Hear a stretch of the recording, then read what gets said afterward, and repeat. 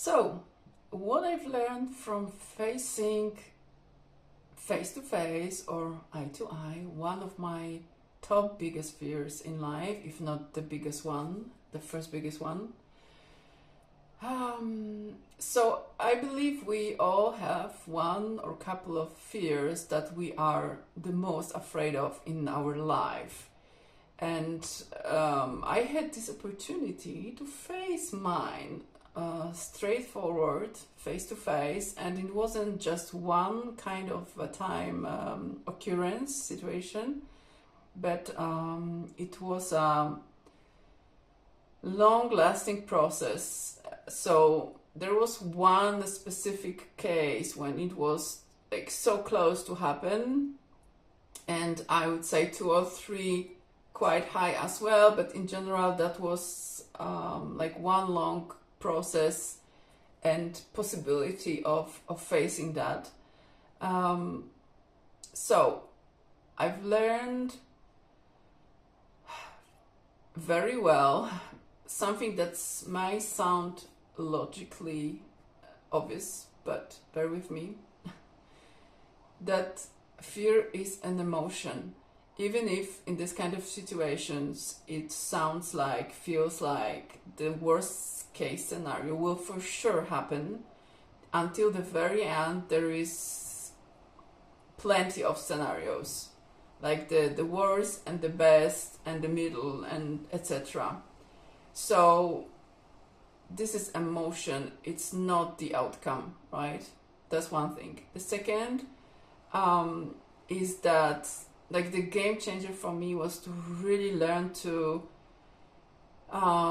process even very strong emotions through my body and in my body, because actually if we take the mental part, so the thoughts from the emotion, it's just some kind of experience and activation in the body, which actually can be even pleasant.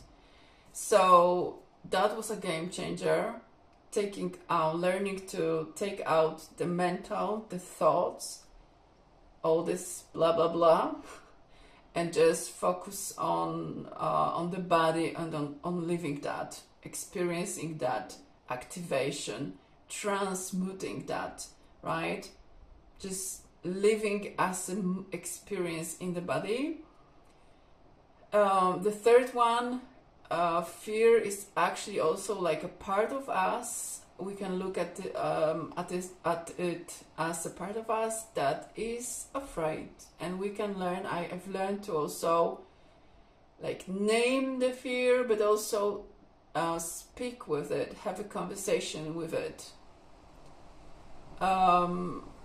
Also, what I learned is that really taking care of the body, being close with our own body, being mindful of it, is very, very supportive as well in this kind of situations.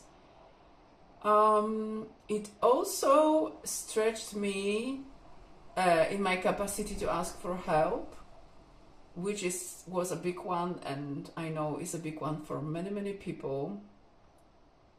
Because in the situations, what I've learned is that when we think and feel that there is no solution, right? There is always some solution. The problem is that, and one of them can be asking for some kind of help, and our mind can also,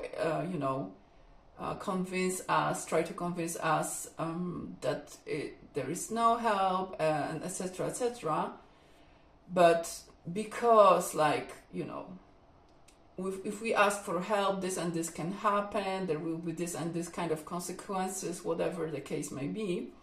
But so the solution or someone to help or both always exists, is what I've learned. The thing is that not always we would, it's not always the perfect solution or the perfect help, if you know what I mean.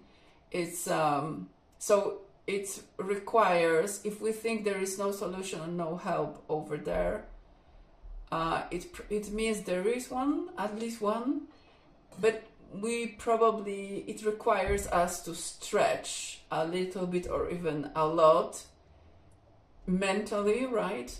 To be able to see it and use it, but it always exists.